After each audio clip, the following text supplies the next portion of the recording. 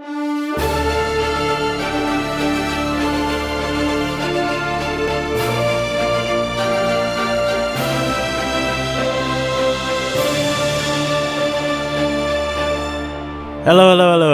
one and all, and welcome to episode 23 of The Critical Reel, the podcast that takes a movie from the week, breaks it open, and reviews it. Hi everyone, my name is Zachary Krustan.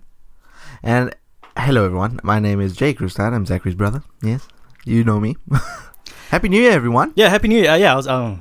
This is our first episode in the new year, first episode of 2016. Hopefully we'll be bringing you a year's worth of reviews this year, a year's worth of episodes, hopefully 52 episodes if we can manage all every week. We think we can, and we are going to aim to do that.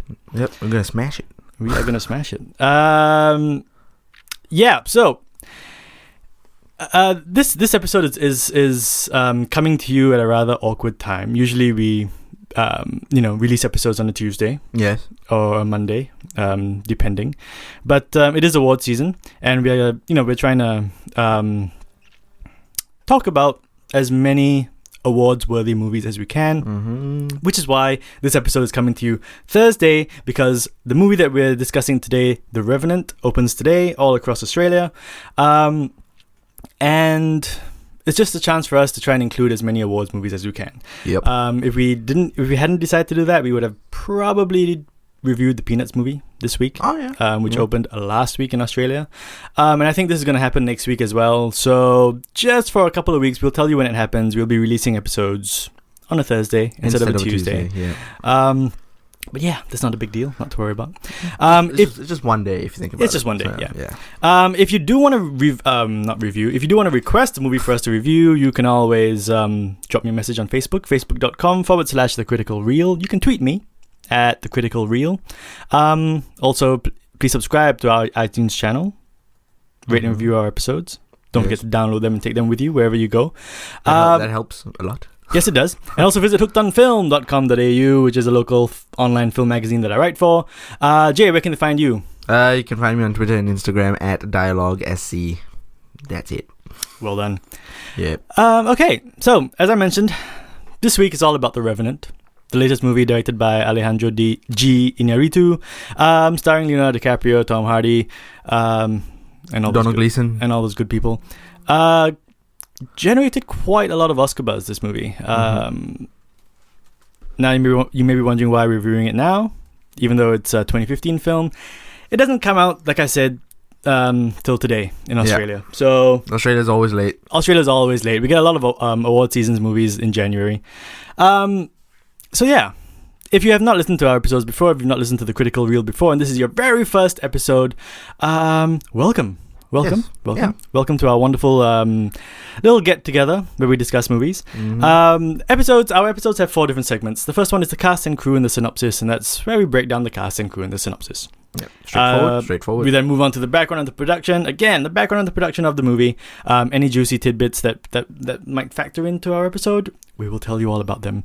And then we move on to the review/discussion episode, where we just settle down for a rather casual banter about the movie, what we liked, what we didn't like, why not. And then the last one is the recommended viewings. Viewings, selections of movies that we think will help your viewing of the week's movie. It will supplement it. Very straightforward, very exciting. Yeah. Very exciting. Yeah. All right, so without any further ado, it's time to get into the ins and outs, the ups and downs, the hots and colds, the maulings and the trappings. Yes. Of Alejandro G. Iñárritu's The Revenant. Diving right into the cast and crew and the synopsis. So I've said twice already, it's directed by Alejandro G. Iñárritu. Now 3 times. Who also brought to you movies like Amores Perros and Babel and Beautiful, and year before last, 2014, brought you Birdman. Yeah. Something that won Best Picture. That won Best Picture, yes. The movie is written by Mark L. Smith and Alejandro G. Iñárritu. And I'll talk a bit more about the writing inspiration later on. Okay. Cinematography is by Manuel Lubezki, who quite notably also did the cinematography for Gravity. Yeah, and Birdman. Well, yes, and Birdman.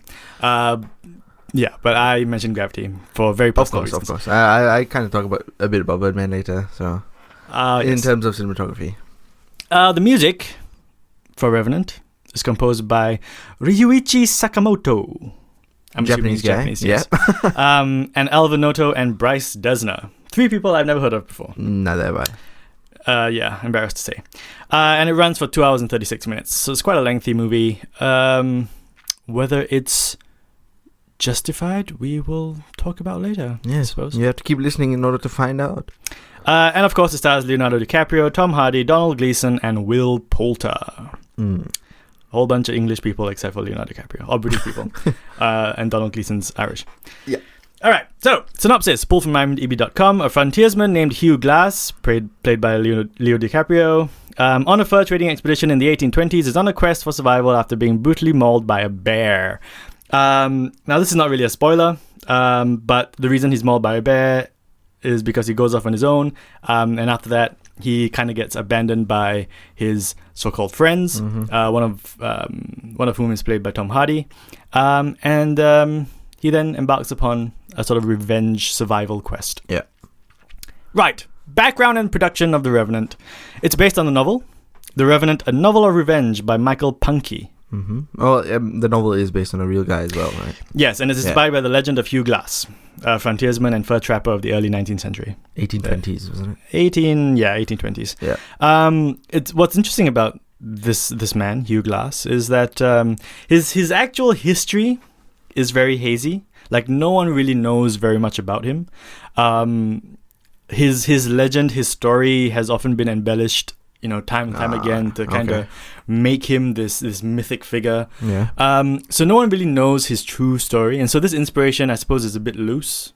But the general outline of the story is there. Him kind of being left for dead, and then almost literally clawing his way back to civilization and to find the person or the people who left him behind to die.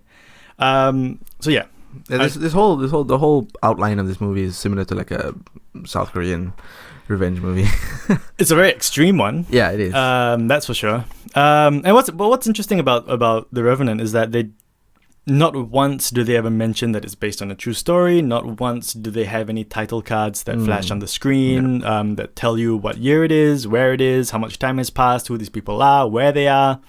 Nothing. So it's a very... I like that. Yeah, it's kind of like an interesting the fact approach. That you don't know much about what's happening. Yeah, and if you're not familiar with Hugh Glass and his story, and I'm confident that not very many people are, you would probably think that this is a work of fiction. Yeah. I mean, it is at some point a work of fiction. I had no idea that it was based on a real guy. There you go. Yes. There you go. All right, so a bit of the history of The Revenant. Development for this movie began way back, August 2001. Whoa, okay. Yes, a charming little man called David Rabe had written the script, and Park Chan-wook, famed director of Old Boy and his first English language film Stoker, he was attached to direct back in 2001. That would have been really nice. What would not have been nice was that Samuel L. Jackson was to star. As Glass? I don't really know oh my God. whether he was supposed to play Glass, but apparently he was given a big role. Back when Park Chan-wook was supposed to direct. That would have been strange. And I'm assuming this would have been Park Chan-wook's first English language, which is interesting because back in 2001, this was before Old Boy as well. So he would have done an English language movie before he even did Old Boy.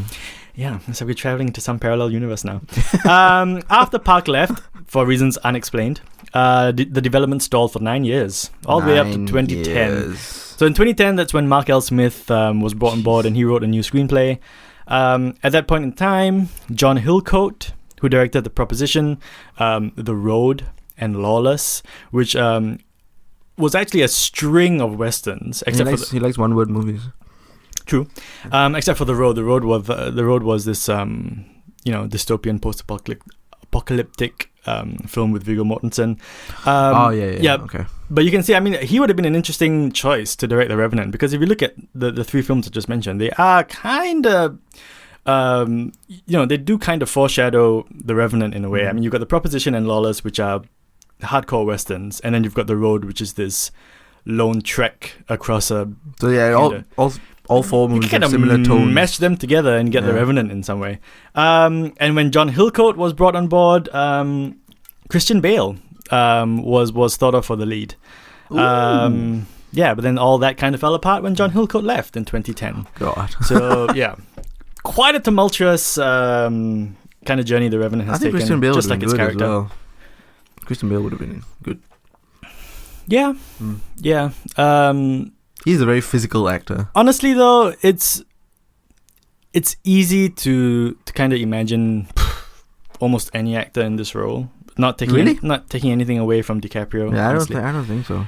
You can't picture Michael Cera in this role. Like, he was the first one I thought of, actually. No. I'm gonna start a campaign. And Michael then Fitzgerald will be played by Jonah Hill. Oh yeah. Yeah. On the condition that he's topless throughout the film. Yes. And he's gotta leave his curly hair. Yeah. You know, like his super bad hair. Yeah, it's gonna be a bit longer. He's gotta have that. I think that would have made the Revenant. But see, that just proves my point. Anyone could have played this character. Michael Cera. Yeah, he has the guts and he has the brawn for it. He has the grittiness. He has the grittiness for it, and I think, and you know, his throat has already been mauled by a bear, so it's fine. He would have been perfect for this role. Anyway, in August 2011, Iñárritu finally signed on with this film. Now, if you're familiar with 2011, I was just gonna say, if you're familiar with your dates, 2011 is 3 years before Birdman. Yeah. He signed up for this film before he did Birdman. Wow. And he stated that he was after DiCaprio and Sean Penn for the 2 lead roles. So I'm assuming... So Sean Penn would have been Fitzgerald then? Yes. Okay. Oh, by the way, yeah, Fitzgerald is Tom Hardy's character. We didn't mention any names. Yeah, sorry about that. Or what if Sean Penn was Hugh Glass and Leo was actually thought of for Fitzgerald? Oh. Food for thought. Yeah. Penny for your thoughts. All right. Where am I? Production hinted. The production entered a hiatus in March of 2012, with Iñárritu moving on to direct Birdman. So kind of shelved project. Again. Development started, kind of shelved a bit. He went on to do Birdman. But principal photography for Revenant began in October of 2014. And it spread across 12 different locations, including Canada, America, and Argentina, and several locations in Canada, several locations in Argentina. Argentina. Why Argentina? Because, quite ironically, filming conditions in Canada at some points became too warm. And so they had to move to a colder climate down in Argentina, some locations in Argentina that were just right for filming. Oh, yeah, I've heard that. How weird that is. Canada has been it's been really warm recently. Yeah. Well, it's the world we're living in. Iñárritu has explicitly said that CGI will not be used in The Revenant, and there's absolutely no CGI in the film. He insisted on using real location. Well, absolutely no, absolutely none. What? Yeah. So they used the real bear then. Apart from that. But in terms of backdrops and locations and extending landscapes and all that stuff, no CGI, no tampering with effects and all that stuff. The bear, it's a different story. Yes. But yeah, so he insisted on using real locations and real situations. So he didn't use CGI to kind of develop any situation. Right. And it's kind of like Star Wars almost, where you only used it if you absolutely needed to. But I think he didn't use it at all. I mean, except for the bear. Except for the bear, yeah. Yeah. Okay. And the entire film was filmed in natural light. Yep. Yep. All of it. Not a single studio lamp was used, apparently, according to reports, according to findings. This movie, not particularly well known for its arduous production time, but there have been a few stories circulating since the movie has been released that production was extremely arduous. Crew members complained a lot. Apparently, Iñárritu is not the best director to work with, right? Which kind of peeves me because it seems to be a thing where directors in films need to be assholes to be great.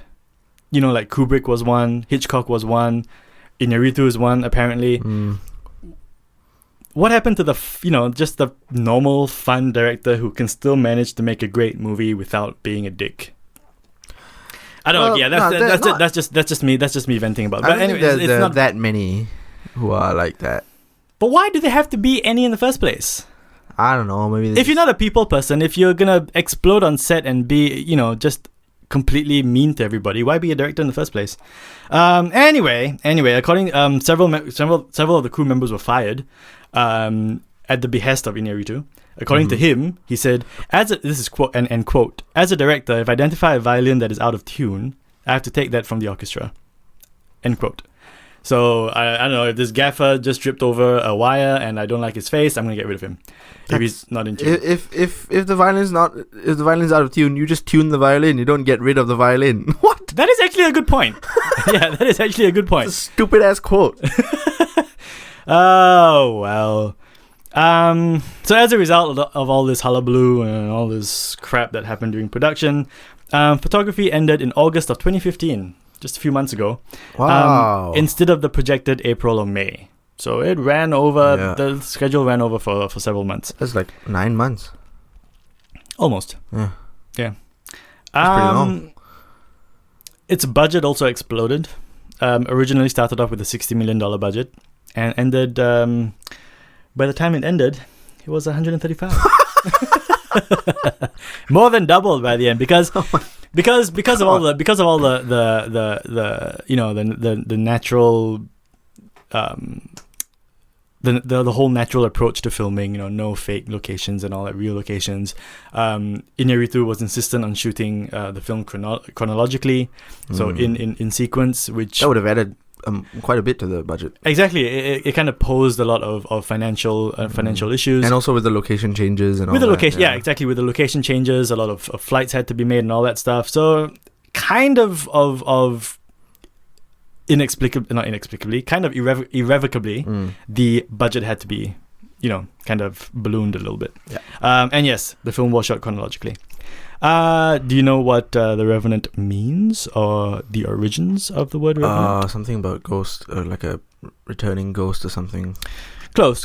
It's kind of rooted in the French, right? Verb revenir, which is probably not how you pronounce it. How do you spell it? Revenir. Revenir. Revenir. I don't know. Revenir, right. Yeah. which means to return. Uh-huh. But it's also French, meaning reverting to a spirit or a ghost, as you said. Yes. All right. Couple of fun facts. Yes. Fun facts. You like your fun facts. I love my fun facts. You love your fun facts. DiCaprio is quite notably a vegetarian. Very in tune with nature. Very pro-nature. Yep. Pro-environment. Pro-environment. He had to devour a raw slab of bison liver. Oh, so that was real? Yeah, there's a scene where he chews down on bison liver and it's an actual raw bison liver. Wow. Yeah, and he had to actually devour that on set. He also had to do several things to make his role rather convincing and rather spectacular. Did he actually get attacked by a bear? He actually got himself attacked by a bear. Yeah, right. he got his throats. He saw the bear mother and the cubs, and he went to grab one of the cubs. Right? Yeah, that was actually improvised. Ah. There is no record of Hugh Glass with a bear in the history of the world. He was while he was filming, he went up to take a piss. No. He went up to take a piss in the woods. He saw the bear. And he signaled to the camera crew, "Come, follow me. I'm going to attack this bear." Almost, documentary style. Right. And he was like, "There's a bear right there. I think this is going to be great for the film. I'm gonna try and grab one of the cubs. I'm going to grab one of the cubs. If the mom attacks me, you film it." Yeah. That's exactly what he did. Wow. If you watch when the Revenant Blu-ray comes out, you watch the special features. There will be a featurette on that. There are a lot of people out there who are going to believe this story, by the way. Oh, that's fine. Well, they don't have a reason not to believe it because it's entirely true. Oh yeah. Absolutely factual. He also had to learn how to shoot a musket. Which I heard was actually not easy. I mean, in terms of aiming, because it's scattershot. It's the stupidest gun. He also had to learn how to build a fire and speak 2 Native American languages. He also had to study with a doctor who specializes in ancient healing techniques. What for? Well, he does require a lot of healing in this film. Yeah, but why would he have to learn about that? I don't know. Right. And he calls it the hardest performance of his career. Can't imagine that it would be.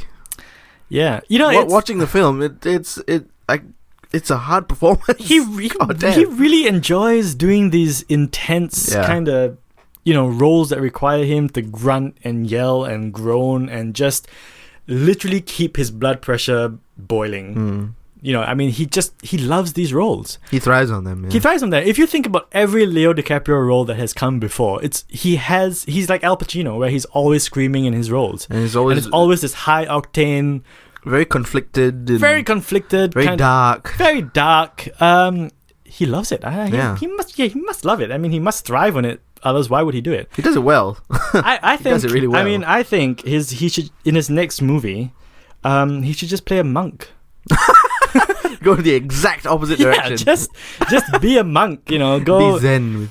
Be calm with everything. Just float around with the Dalai Lama and kind of bounce teachings off each other. Yeah. Shave his head. Take some time. Or go to Tibet. Tibet's a bit tumultuous now. Go to the Maldives and just be a monk. I mean, that would make a fantastic movie, and that might finally win him the Academy Award. Maybe he's just been doing it wrong this whole time. He has the wrong formula. Oh man, unfortunately. But yeah, you know what? He is rather fantastic in this movie. You did mention yesterday that you wanted to include a segment in our episodes. Quite affectionately for your cinematographer friends and for your cinematographer listeners. Yes. Is that because The Revenant is the first feature film to particularly use a certain camera? That's not the reason. I mean, because but is that the reason that sparked the idea? No. I've been thinking about it for a while. Oh, I see. Yeah. But do you have this fact with you? Yes. Would you like to say it instead of me, since it's a cinematography related fact? Yeah, sure. Yes, this was the first completed feature film with the new 6.5K RE65 camera. 6.5K is kind of unnecessary.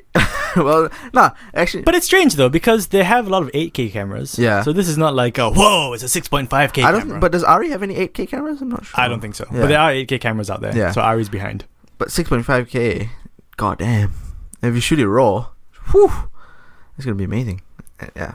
Easily 200 gigs. What? Uncompressed final file, easily. 200. Yeah, probably. Well, probably 300. Yeah, probably 300. Minimum. Don't forget, it is 2 hours and 40 minutes. Yeah, I was taking that into account. Yeah. Yeah, so it's a brand new camera that they shot it on. They in pre-production they tested shooting on 35mm and 65mm film stock. Because I don't have this down in my notes, but I do remember reading that Iñárritu wanted to shoot this movie on film. Yeah. That was his primary objective. Yeah. Mm-hmm. They decided to shoot on digital instead because it allowed for an extra hour of exposure per day during twilight, which that period is in which a lot of the film is situated. Twilight. So yeah. So and also because no artificial lighting and all that stuff, digital was probably just a better choice. You didn't and it just allowed for the extra exposure time. So I guess it was a scheduling and a budget thing. Mm-hmm. Unfortunately, I couldn't find any information on lenses used. I really wanted to find out what lenses they used because I was rather curious while watching the movie because a lot of the shots looked like it was shot with a slightly wide angle lens, and a lot of the shots were really wide. It looked wider than a normal lens, It was really intriguing. So it's a shame I couldn't find any information on the lenses, which I really wanted to. Yeah, that's your homework for our next film next week. Yeah. You're going to have to talk about lenses. All right. That is your homework, and you better do it. Okay. Final fun fact of The Revenant, which this is really a fun fact because it's really completely pointless, but its trailer has more cuts than Birdman. I mean, if you're familiar with Birdman, if you have not seen Birdman, which was Iñárritu's previous film in 2014, which we had said before, won the Best Picture at the Academy Awards. The whole illusion of that movie was that it was filmed in one take. Yeah. So, the camera tracks and glides and follows characters around and doesn't seem to cut, although it does, but that's not the point. It doesn't seem to cut and all that. The trailer for The Revenant has more cuts than Birdman, which I thought was just amusing. Yeah, that was a very nice fact. Thank you. You're very welcome. We're moving on. We're moving on to the review and discussion section of The Revenant. Yes. Would you like to get us going, Jay? Sure. Okay, yeah, as we said earlier, I love my cinematography, and I'm going to start this off by saying the cinematography in this movie was stunning. Yeah, it is. It is a rather. It's a beautiful film to see. It's a beautiful film to behold. You kind of just. It's hard to look away from. Mm-hmm. This is a movie that's hard to look away from. I mean, there are a lot of grotesque, kind of abominations happening in this movie. Whether I don't know, fingers are getting chopped off, a horse is getting cut open. He's being stabbed, he's being mauled by a bear. Yeah. There are a lot of grotesques going on in this movie, but it's hard to look away from because it's just so visually enticing. Yeah, there were so many moments in this movie where I was just gurning with intense pleasure. It was just it was so nice to look at, and like you mentioned earlier, it was shot entirely with natural light, and that I think is one of the main reasons for its visual success, because it just looked real, it looked so much better. And the natural lighting played a big part. Yeah. It's very unlike any Western I've seen. I mean, at some points in the film, it kind of doesn't even occur to you that it is Western. I mean, it is kind of, it's almost a true blue Western. In the fact that there's a revenge story thrown in there, there's a survivalist story thrown in there, which kind of set the foundations for a number of Westerns that came before. Yeah. So it is very much a true blue Western. But when you're watching it, because it's so beautifully shot and it kind of sprawls across the screen and it sprawls across its 2.5 hours, it doesn't really register that it is a Western, if that makes sense. I don't know. It's just I actually had to remind myself a couple of times while watching the film that this is a Western. It's weird. Does it matter, weird. though? It doesn't matter. Why did you feel the need to remind yourself that it was a Western? I mean, why couldn't you just watch it? I don't know. I guess my mind was just wandering, and I was just trying to attach a genre. I don't know. It's just my mind was, and I don't know. I don't know. Good question. Okay. Good question. All right. But yeah. But I'm just trying to link it back to the point that the cinematography kind of pulls you out of any genre in particular, because you're watching it and you're just enjoying the way it looks. Yeah.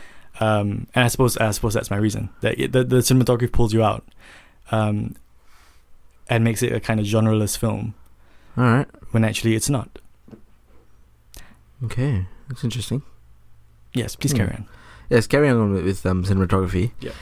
There's a certain fluidity to the shots, and that's almost becoming like a Lubezki trademark. In Birdman and Gravity, there were these really smooth flowing shots that just went from one to the next, right? Yeah. And I've said this before in previous episodes, and we kind of mentioned it earlier. And I'm a cinematography nut, and I would one day hope to be a professional cinematographer, and when not if when I do become one, I would probably draw a fairly large amount of inspiration from the way the camera moves in this movie. Like the way the shots flowed, and I as I was watching it, I was just thinking I would like to shoot a movie like this. There are a lot of there are a lot of sort of balletic, tracking shots in this movie. Yeah. Like you said, where really the camera is tracking, but it's more like it's gliding. Yep. And it's following someone, and it just gracefully turns to something else while the action is happening off screen. A lot of action in this movie happens off screen. Yeah. A lot of dialogue happens off screen because the camera, like you said, it's kind of gliding across and trying to just observe its surroundings and take in as much as it can, that it doesn't necessarily focus on the person talking. It doesn't necessarily focus on the action that's taking place.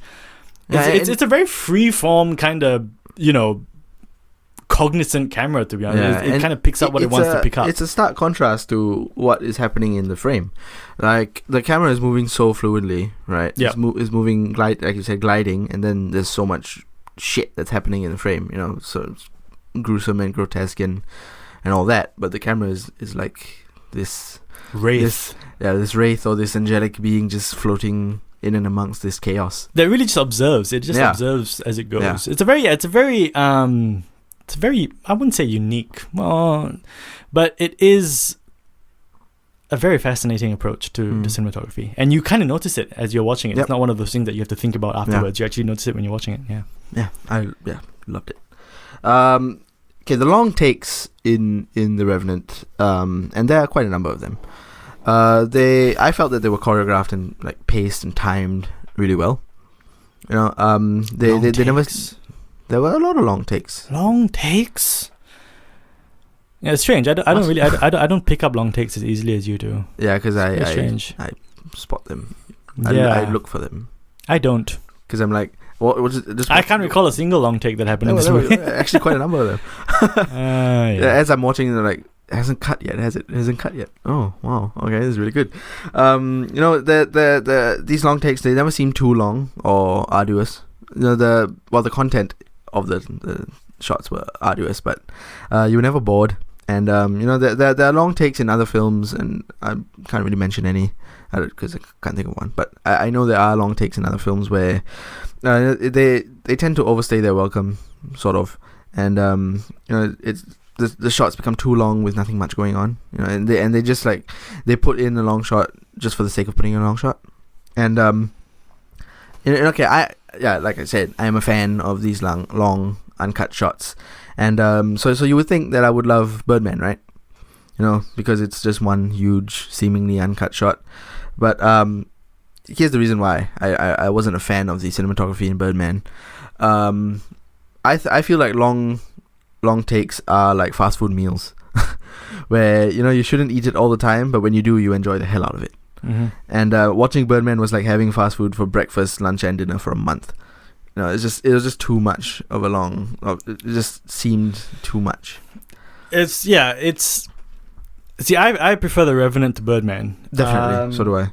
And that is one of the reasons. Like you, I was one of the few people who just didn't enjoy Birdman as much as everyone else. Besides the story being pretentious and all that, just the cinematography, which everybody loved, and oh my god, it was a technical masterpiece. I was just kind of peeved with it. Yeah, you know, I mean, it is a grand showcase for Michael Keaton and for Edward Norton, and it is a sort of very piercing look at this guy, at Michael Keaton's character. But you're right, the story was, I felt, it's not just a story for me that was kind of pretentious. I think a lot of the visual ideas and the visual tropes that went into that movie were kind of pretentious, and I thought, yeah, the whole one take thing, just it kind of felt like a gimmick to me. Yep, I mean, it felt like a gimmick to kind of draw people to see that movie. Well, this is not an episode on Birdman, obviously. It's an episode on The Revenant, but just to kind of highlight the reasons why I prefer The Revenant to Birdman, is for reasons. It's The Revenant. It is still a rather overblown movie. Very ambitious. It is very ambitious, and it is filled with hubris, and it is to some extent also pretentious. But I think there's a lot more to kind of seek out and a lot more to cherish in The Revenant than there is in Birdman. Yes. I think Birdman was just trying too hard to be something that it wasn't. It was trying too hard to be a movie that people could talk about rather than a movie that offered anything truly insightful. Yeah, and we definitely feel that it didn't deserve Best Picture. It right now. So, yeah, exactly. So The Revenant is better in that sense. But yeah, I don't know. The Revenant still is a bit problematic for me. Cinematography aside, because cinematography is kind of sublime in this film. It is absolutely gorgeous. You know, there are a number of shots that I can recall, which, you know, when they came on screen, I was kind of just held rigid by how beautiful it was. Yeah. You know, there's a shot of bonfire embers kind of dancing in the twilight against a backdrop of trees. You know, it's just like this really dark blue background, and you've got these. I remember that shot. Yeah, these embers just kind of twirling and kind of spiraling up into the sky. Beautiful shot. Mm-hmm. I mean, that's wonderful. You know, there are just so many vast panoramic landscape shots. There's a shot of like this is a shot of the snow at night with trees in the background, right? And just like in this corner, tucked away into this quiet little corner, is this kind of nook that has been carved out of the snow, and Leo DiCaprio is kind of huddled in there for the night, and he's had a fire going, and it's just this glowing orange entity that is in this corner of the frame, surrounded by icy blue. It's just gorgeous to behold. Yep. But anyway, cinematography aside, I think this movie is more of an acting showcase. Yes. Rather than a film with a driving plot. Because the acting from Leo DiCaprio is superb. It really is. I mean, honestly, I would say from all of them. Yeah, but DiCaprio is a standout for me. He is, yes. Yeah. I thought Tom Hardy was great. Will Poulter was great. I'm not a fan of Will Poulter because eyebrows. Because eyebrows. Well, no, I mean, he can't do anything about that. But yeah, eyebrows. But the acting in general, very, very strong. As a collective cast in this movie, it is great. It is great. It is really great. But I think The Revenant is more about that than about anything else. I agree. I think detractors of Fury Road and Gravity, they don't really have a right to enjoy this film either. Because this film, in terms of story, I mean, the detractors of Fury Road and Gravity, their peeve with those movies is the fact that, they didn't have a plot to speak of. There was no story. It was just effects, and it was just action, and it was just Sandra Bullock floating in space, and it was all this stuff, but there was no plot. There was no story. There was no The Revenant is very much like that. If you think about it, there is no plot. It's just he's mauled by a bear, and he takes revenge. That's it. Not on the bear. Well, yeah, not on the bear. He said it. Yeah, he was mauled by a bear and he seeks revenge. By the end of the film, he's killing cubs and he's stabbing, he's beheading and breaking bears' necks. But skinning them alive. That is it. Yeah. So moviegoers who didn't like those two movies will quite rightly not like this one as well. And if they do, then they're just lying. If they do, then they're kind of hypocritical because there is as much plot-wise in this movie as the other two. Yeah. And so for me, what struck me the most about The Revenant was that it was more about the actors, and the actors really doing their thing and getting the emotions across. Another thing that is problematic for me is the fact that there are no strong characters in this movie. And by strong, I don't mean physically strong or, resilient or whatever. Not strong in the literal sense. Strong in like a writing sense. Strong in a writing sense. Characters that were written with passion and actually written to be well-rounded three-dimensional characters, because there really aren't any in this movie. I think the one who comes closest is probably Will Poulter's character. I was just thinking that. But then again, even his arc, it doesn't dip or it doesn't. Yeah, it doesn't really go anywhere, and we've kind of seen his character, being pulled out of other movies before. He did come the closest to being a three-dimensional, well-rounded character. Tom Hardy. At first, as the movie began, I was like, he seems like a very interesting character because he's the pragmatic one. The hunting party was being attacked by Indians, and he was the only one being pragmatic. And he was, he was like, we should stay on the boat, or we should do this because the Indians are going to do that, and no one was listening to him. And I was like, oh, he's going to be an interesting character because he has a good head on his shoulders and he knows what he's talking about, even though people don't agree with him.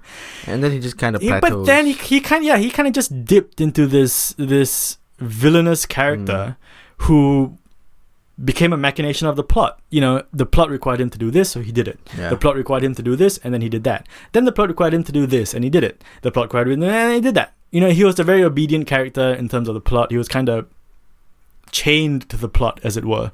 And even towards the end of the film, I'm not going to give away any spoilers, but towards the end of the film, I kind of hoped that the way he responded to a certain situation, involving his comeuppance, as it were. I'm not going to say very much about that, but I was just kind of hoping that he would respond to it in a way that rounded off his character a bit better. Right, but the things he said, and the way he handled the situation, like you said, kind of just set him off on this plateau, and he just stayed there forever. He just didn't really go anywhere. Leo DiCaprio, Hugh Glass, he's a survivalist Yes. with revenge on his mind. He's a very... That's pretty much all his character He's a is. one-trick pony. He's a one-trick pony. Yeah, he has one trick up his sleeve, and that's it. One thing in mind, and that's all. I'm going to survive to exact my revenge. That's it. That is his goal. Yeah. Yeah, that is his thing. I mean, he doesn't really have any other dimension to him. Donald Gleason's character, not much of a character either. We don't really know anything about him. He's just a captain, and he gives orders. And money. And money. He doles out money as rewards or whatever. So character-wise, plot-wise, I think this movie kind of lacked in a number of areas. I mean, you can even make the comparison back to Fury Road. I mean, look at the characters in Fury Road. I mean, even Tom Hardy's character, even Max in Fury Road was, I think, a better character than any of the characters in Revenant. Because he had a story arc, he had compassion. There were things that he learnt in Mad Max. He offered help, even though it was not beneficial to himself. I mean, by the end of the film, he just walked away from everything. He did everything literally selflessly. Yeah. Interesting. Furiosa, wonderful character. She's a great character. Honestly, even what's his name? Immortan Joe was a better character. Oh, yeah. Even though he seemed like a one-trick pony villain, he was not. There was a softer side to him. There was a compassionate side to him.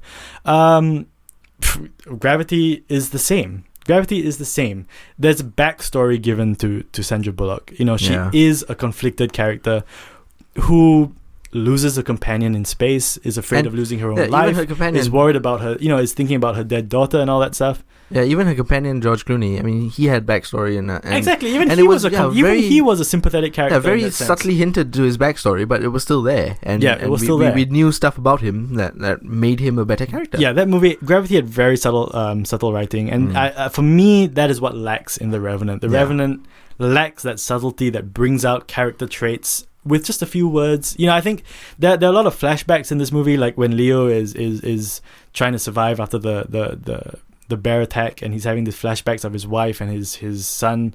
It's very Gladiator-like.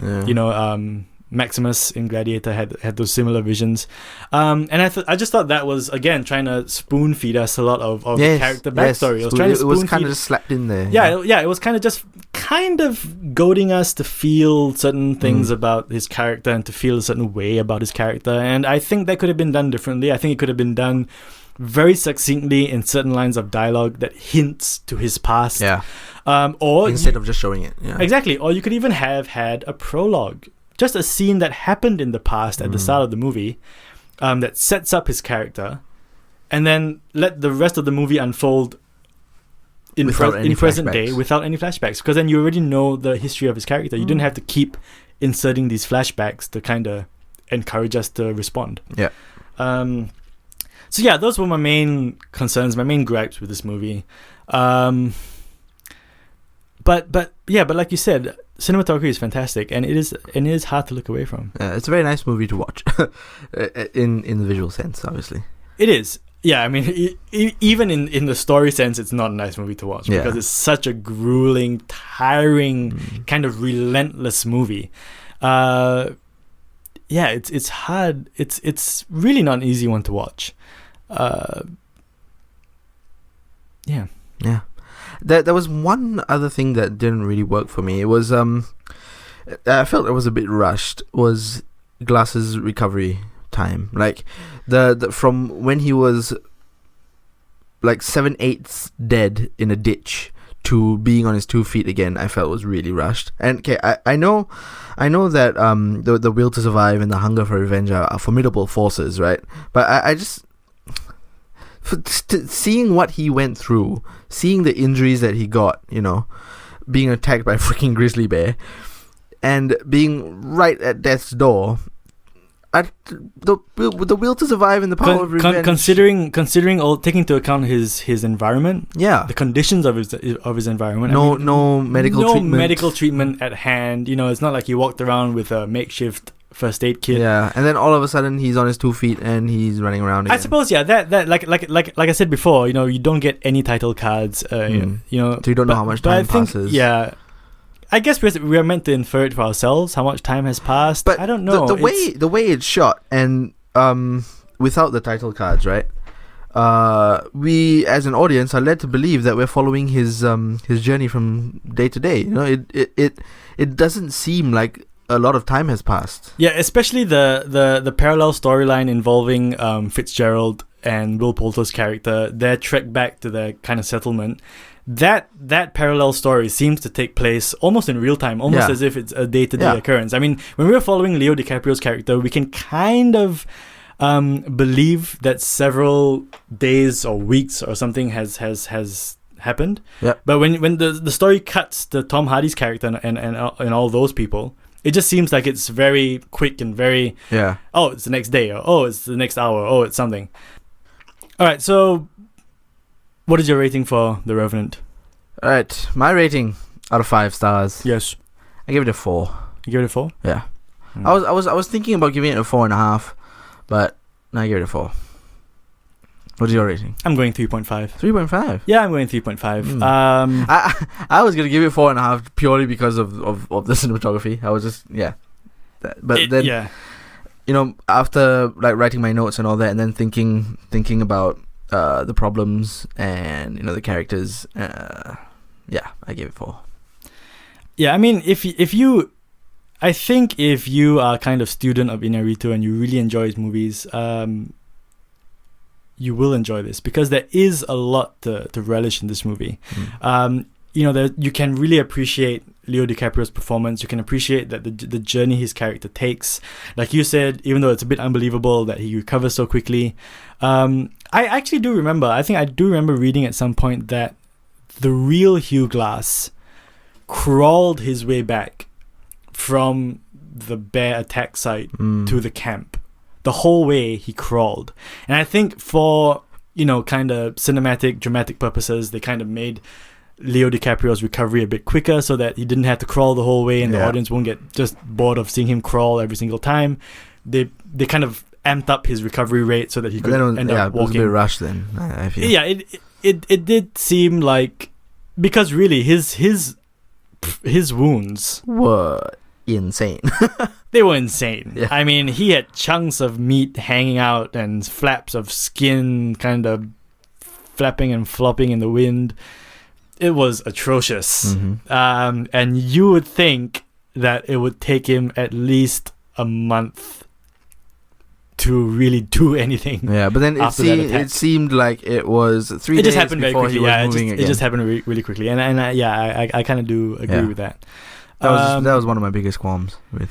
But this is still a very good film. That's why I gave it 4. Yeah, I still do recommend it if you are, especially if you are a Leo fan. I mean, this is one of the great showcases of his performance, of his acting chops. I do think 3.5 is a bit harsh.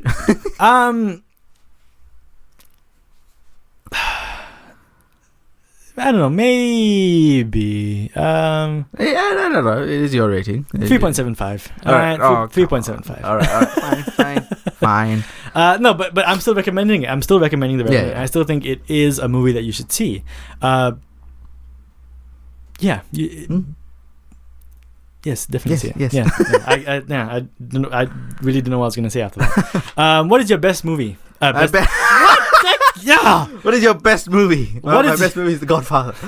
What is your best moment of this movie? The Revenant. My best moment is the first scene. Well, not really, not the very first scene, but the first 10 minutes or so when the Indians are attacking the camp. And why is that? Cinematography. Is it the whole gliding camera stuff that happens? It's basically like a mini war going on, right, in this camp, and the camera is just gliding through, and it makes it such a with little to no cuts. Yeah, like usually in war films or in war scenes, you get a lot of cuts. Yeah, a lot of handheld. Yeah, a lot of handheld shots, a lot of cuts. You know, you're cutting from this character to this character. You're cutting to this arrow flying in the sky. Yeah. You're cutting to the villains. You're cutting, not villains. You're cutting to the opponents. Shot. You're cutting to this person. And this one was really just the camera gliding and following the action as if it was a gliding camera. Yeah, it was spellbinding. This invisible wraith that was just documenting the war as it was happening. Yeah.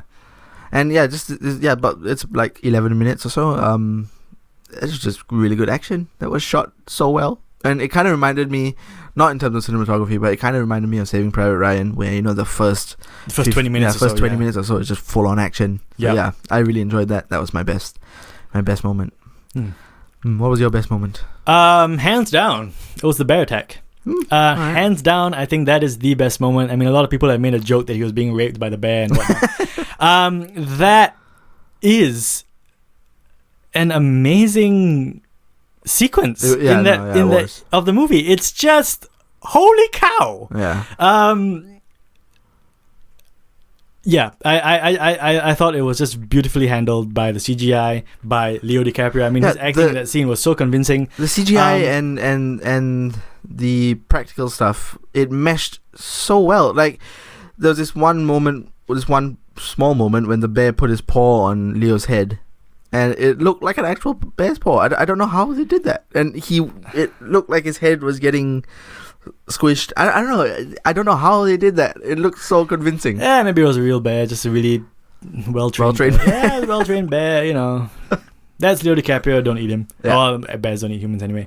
But, that whole sequence of him getting attacked by the bear and having a relapse, I mean, it happens twice. It's just a very unnerving part of the movie. Again, it's hard to watch, but it's hard to look away from. I think it sums up what the whole movie is like. Hard to watch, but hard to look away from. And there are several moments, subsequent moments that kind of elicit the same feelings, but not as strongly as the bear attack. The whole sleeping in the horse thing, and just like there are a bunch of other parts that hard to watch but hard to look away from, but none more so than the bear attack. Yeah. And when watching the movie and when the bear attack started, I was kind of I wasn't too happy about it, because it's a grizzly bear, and a grizzly bear will kill you with a swipe of its paw, right? And so I thought that he would have been dead a lot. He would have just been dead from that first swipe. But then I was thinking, bears. Well, the bear wasn't really out to kill him. Yeah, the intention is never to kill. She was protecting her cubs, and it was like, stay away from my cubs. I'm warning you. Yeah. But in the warning, because she's like so that. big. Yeah, because she is so big and she's a bear. Yeah. Yeah, exactly. It's like a shark. Yeah. A shark bites a human to test if it's food. Yeah. And it's like, oh no, it's not food. I'm sorry. And then when it realizes that you are not its food, it swims away. Yeah. But because it's a shark, that one testing bite is enough to take your leg off. Yeah. And people think, oh my god, I just got attacked by a shark. It's just testing to see if you are food. Yeah. And that is why after it bites you, it's gone. Mm-hmm. Because it realizes you are not food. It's just that its bite is so devastating. Yeah. And it's the same with the bear. It's trying to ward you off, but in warding you off, it almost kills you to death. Yeah, it's just the way these animals are. Yeah. So yeah, they're not attacking you. After I thought about it, I was fine with that. And also because, I mean, the real life story, he got mauled by a bear and survived. Did he get mauled by a bear? I thought that was added to the film. Nope, he got mauled by a bear. Okay. Yeah. So if he could do it, if he survived, Leo can survive. Yeah. What is your worst moment of The Revenant? I had trouble. I had a hard time coming up with a particular, particular bad strangely enough, moment. me too. Like I said, this was a problematic moment, but I couldn't really pinpoint a particular problematic movie. Ah, damn it! Can you stop getting movie and moment mixed up? Like I said, this was a problematic movie, but I really couldn't pinpoint a particular moment that was problematic for me. It was just like a generalization of the lack of characters and all. Yeah, and if I had to choose, well, it's not really a moment, but it's just his recovery. Yeah. Yeah, that's my... Yeah, I really don't have one either. All right, it's time to hop into the recommended viewings. And how many do you have this week? I have just one. You have just one? And what is it? It is one of our favorite movies of all time, Gravity. Mm-hmm. Yep, directed by Alfonso Cuarón in 2013. Why did you choose that? Is it because of the whole similar survivalist thing? Yeah, similar survivalist thing. And, it's just one person... Well... In Revenant, he kind of meets people along the way, but Sandra Bullock doesn't in Gravity. It's just a minor thing. But, it's this whole survivalist thing and also similar cinematography. Well, it is by the same guy, but it has the same fluidity to it. And that is why I have recommended this movie, Gravity. Fair enough, very good. Yes. How many recommended viewings do you have? I have 2. Uh-huh. I also have Gravity, but for different reasons. I wanted actually to choose an Inarritu movie But there are so many of his movies that I haven't seen. I haven't seen Amores Perros. I haven't seen Beautiful. I've seen Babel. So there are a number of his movies that I haven't seen, and so I really couldn't recommend his movies. Okay. So what I did instead was to recommend 2 movies directed by his close friends, because he, along with these 2 other directors, form what is very affectionately known as around the world as the 3 amigos of cinema. And there are these 3 Mexican directors who have produced very, very different movies. Their styles are so completely different. But I like the fact that they are these 3 friends, and they enjoy making movies, and sometimes they make movies together. So I chose Gravity, one directed by Alfonso Cuarón. So the other one is directed by Guillermo del Toro. And the second one is Pan's Labyrinth. I wanted to guess it. Oh, damn it. I'm sorry. Directed by Guillermo del Toro, 2006. And the reason I chose these 2 movies, like I said, is because their styles are so different. And these are 3... Not only are the director's styles so different, these are 3 very different movies. Yeah. Gravity is a science fiction movie. It's very CGI heavy. It is an expert use of CGI. Yeah. Really expert use. Yes. Pan's Labyrinth is a fantasy movie, and it's expert use of makeup and prosthetics and costumes and set decoration and all that stuff. I mean, there is CGI, but that's not the focus. Not like Gravity, where there's a lot of CGI and it's just flawless. Revenant, no CGI, natural lighting. It's a Western, takes place in the past. So these are 3 very different movies from 3 very different directors, but they're all good friends and they're all outstanding in their own rights. And that's why I chose Pan's Labyrinth and Gravity as your recommended viewings for The Revenant. Nice. Thank you very much. Very well said. Thank you very much. Do you have anything else to say about The Revenant? No, we've got it covered. You've got it covered? Covered all of it. Before we wrap up this episode, this is something new that I'm adding to my episodes, to our episodes. Yeah. Just to give you a heads up as to what other movies are opening this week. Oh, and I thought that would be good to sort of just mention briefly what are the other movies, and you can go make your choice whether you've listened to this episode and it influenced you so much that you wanted to see The Revenant, or maybe you don't want to see The Revenant after listening to this episode and you want to see something else that's opening this week. We're going to give you that option now. Okay. The first one is Sisters. Sisters opens up today all across Australia, directed by Jason Moore, and it's the Tina Fey, Amy Poehler house party fiesta movie. That's what it is. Apparently it's not that bad. I don't know. I personally quite enjoy Tina Fey and Amy Poehler. I think they've got wonderful chemistry. They work very well together, and they're quite funny. So this movie might be great, might be really funny, hysterical. Who knows? That opens this week. And the other one that opens this week is Wazir. Directed by Bijoy Nambiar, and literally it is, I have it here in my notes, a Bollywood chess drama. Chess drama. What? Yeah. Okay. Doesn't sound all that enthralling, but who knows, it might be. Yeah. So Wazir and Sisters are the 2 other movies that are opening this week all across Australia. Go check them out, along with The Revenant. The Revenant also opens this week.